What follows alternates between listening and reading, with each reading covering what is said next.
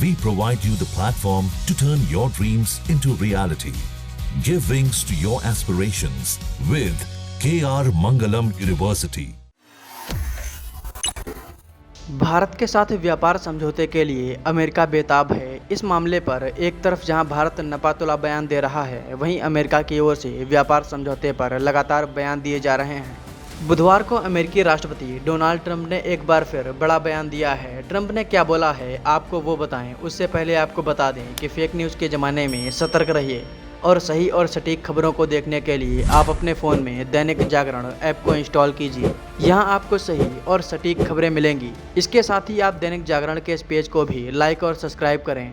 चलिए वापस अपने टॉपिक पर आते हैं। डोनाल्ड ट्रंप ने दोनों देशों के व्यापार समझौते को लेकर कहा है कि दोनों देशों के बीच एक अंतरिम व्यापार समझौते पर बातचीत चल रही है। बातचीत सही दिशा में आगे बढ़ रही है और जल्द ही व्यापार समझौते पर बात बनने वाली है।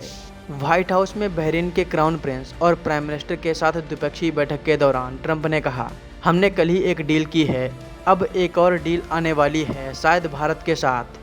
इससे पहले ट्रंप ने मीडिया से बातचीत में कहा था कि उनकी सरकार भारत के साथ उसी तरह की ट्रेड डील कर सकती है जैसे इंडोनेशिया के साथ हुई थी। बता दें कि भारत के वाणिज्यिक मंत्रालय की एक टीम इस समय वाशिंगटन में है, जहां व्यापार समझौते को लेकर बातचीत चल रही है।